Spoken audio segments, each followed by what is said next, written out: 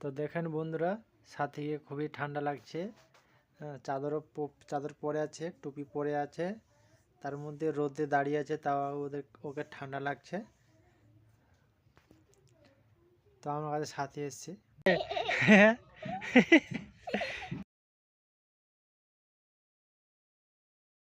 ইস ইস ইস, বাবরে কত পরিষ্কার করছে, দেখেন দেখেন দেখেন।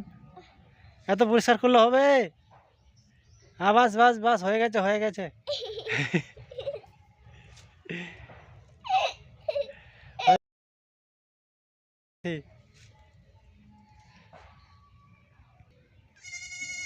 দেখেন সাথীকে, দেখান কেমন লাগছে সাথীকে, কমেন্ট করে জানাবেন।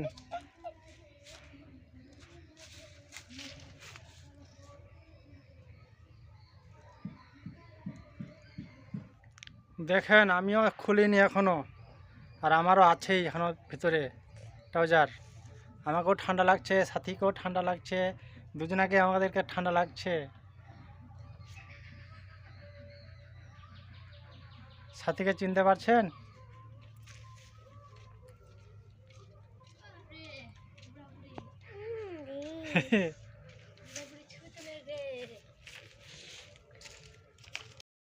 দেখেন সাথী আর আমি কোথায় যাচ্ছি এখন ঘুরতে।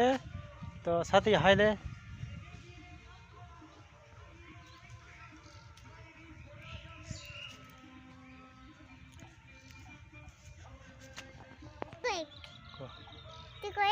তো বন্ধুরা, আমাদের ভিডিওটা দেখবেন আর সবাই সাবস্ক্রাইব করবেন।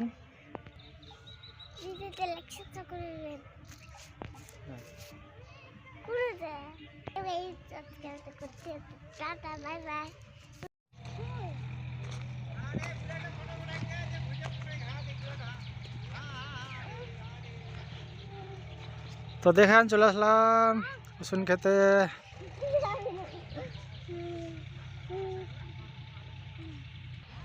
তো আমার মা আর আমার স্ত্রী মিলে রসুনটাকে লেরান করছে। কো হল নেলা আর কটা? আর দুটা হলে শেষ। ভালোই তো, সাথী তোক দেখিবা আসলে।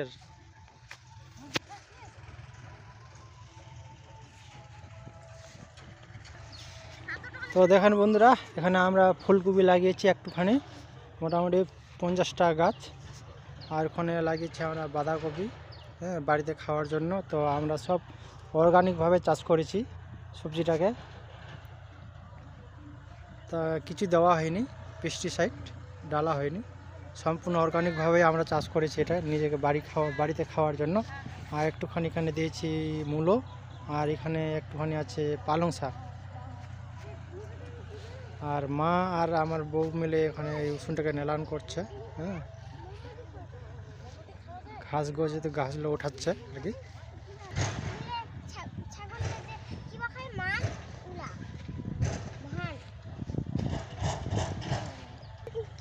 আমাদের দৃশ্যটা দেখেন কেমন লাগছে, আমাদের গ্রাম বা আমাদের এলাকা, আপনারা কমেন্ট করে জানাবেন। আর